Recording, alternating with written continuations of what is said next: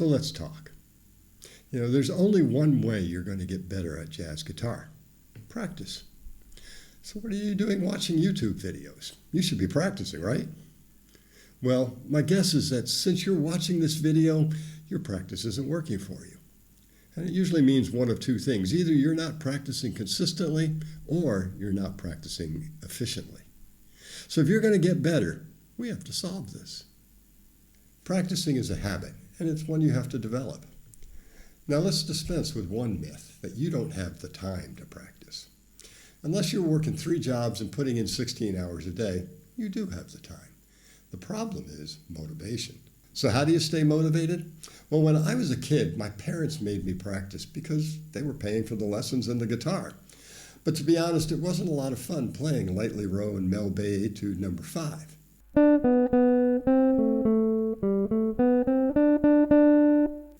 But when I started playing the songs that I wanted to play, I became self-motivated. So I practiced, and I got better, and I practiced some more, and here I am almost 60 years later.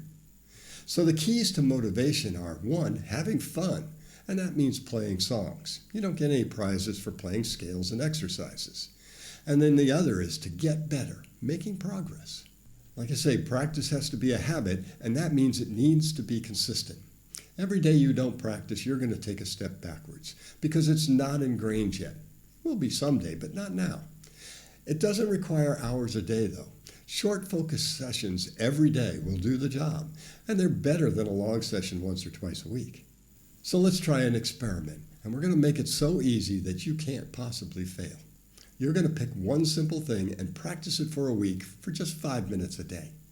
Start with a scale. Now remember, practice doesn't make perfect. Perfect practice makes perfect. So slow it down and play it perfectly.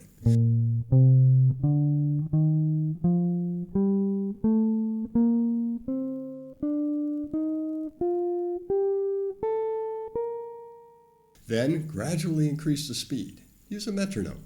Stay tightly focused on it. And at the end of the week, check and just see how much improvement you've made. That 25 minutes showed some significant improvement, didn't it? So do this for a while until it becomes a habit. Maybe start doing it more than once a day. But just make sure it's something that you can do in 5 minutes. Chord change, a lick, whatever you'd like to improve. So that's one of the keys, making progress.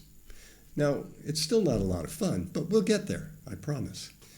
Now, it's important to understand what we mean by practice. When I was teaching guitar in Johnny Smith's store in the early 80s, he was there all the time, and he often had a guitar in his hand. Well, one day he looked at me and said, I hate to practice. I kind of was surprised by that, and I asked him, well, but you have a guitar in your hand all the time. And he said, oh, that's not practicing, that's learning something new. You see, when I pick up a guitar, I do one of 3 things. I might be practicing, I might be playing, or learning something new. And like Johnny, learning something new is fun. And of course, playing on a gig or with backing tracks and not working on it, well, that's fun too. Practice, though, is working on something you already know so you can play it better. And if you can combine it with learning something new, then it makes it more fun. Now, you've probably all heard of the 80-20 rule. In music, it means that in any song, 80% of it's going to likely be pretty easy and maybe 20% challenging. So you're going to spend 80% of your practice time on that 20%. You don't want to waste a lot of time practicing things you already know. I can't tell you how many college auditions I heard where the student was cruising along on the easy part of a piece and then crashed and burned on the tough part. It's the way they practiced it. Now that you have the habit, you're ready to start making real progress. We're going to look at a daily routine that's efficient and manageable, just 30 minutes a day. But it has to be highly focused. You're going to build a repertoire while developing skills, including ear training and technique. You'll be learning songs by ear and working on the melody, chords, and soloing. The goal is to learn 1 song a month. Like Bill Evans said, it's better to spend 24 hours on 1 tune than 1 hour on 24 tunes. So in the first week, you're going to learn the song by ear as much as possible. And then for the remaining weeks, you'll practice the song. When learning the song, start with the melody. Choose a key and then start practicing the scales for the song for no more than 5 minutes. Now listen to the song, memorize and sing the melody. Then figure it out.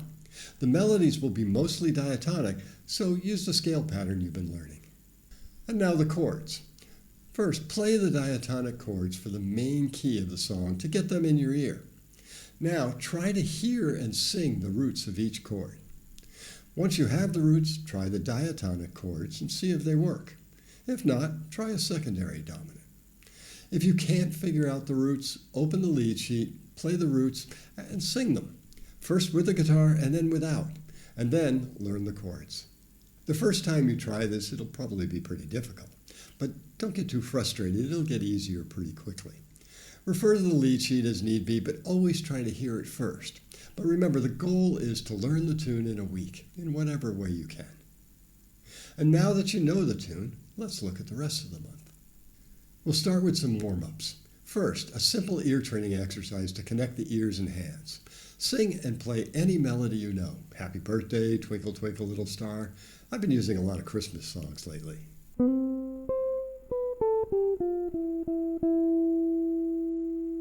Next, 5 minutes of practicing the scale or scales that go with the tune that you're working on. And then finally, take a few minutes and listen to one version of the song and get it in your ear. Use the remainder of the time to work on the song, either the melody, chords, or soloing. But remember, this is practice time, so you want to be working things out, doing exercises, working on trouble spots, not noodling around. Use the 5-minute method to fix things. Stay focused. Now, all work and no play makes Jack a dull boy, so you do this practice for 5 days, and on day 6, you're going to play. Pull up some backing tracks and play for at least 30 minutes. Record at least one attempt each week. And don't work on things. Pretend you're on stage. And don't evaluate what you're doing while you're playing. On day 7, take a break, listen to the recording, and you can evaluate it then. So try this for 3 months. And after that, spend a month digging a little deeper in each of the songs and spend some more time playing them. If you repeat this 3 times in a year, you'll have 9 songs you can play with confidence. If you stick to it, it'll work, and you'll become a much better player. Now, if you're serious about jazz guitar, you want to get started now. You should figure it's going to take about 1,500 hours to get to the point where you don't backslide and can play most tunes with confidence. Now, if you try to do that in a year, that's 5 hours a day for 6 days a week. But if you spread it out over 10 years, it's just 30 minutes a day. If you're in your 50s, you'll be ready to play by the time you retire. If you're older, you have to do the math. Now, I know you're still busy with family and career, so what do you do when you can't practice? Well, feel guilty. Just kidding. Main thing you can do is listening. Okay? You can always listen to music even when you're traveling. So listening to the songs that you're working on, or listening to any music that's related to what we're working on, will be helpful. The other thing you can do is what I call mental practice. You close your eyes, try to visualize and hear your fingers playing. Hearing it is the key. It's a lot like meditation. It's very relaxing. I do this even when I'm not traveling, and often the next time I pick up the guitar, I nail the song. Now, eventually, you'll find yourself practicing and playing more, and if you put in more time, you'll play better sooner. But remember, it's about consistency. Some things you can't really rush, particularly the hand-to-ear connection. Now, I know this practice method will work, but it's important to work on the right songs. So check out this video for my suggestions. And look out for my next video where you'll learn the one thing that no one wants to talk about that is the key to playing great jazz guitar.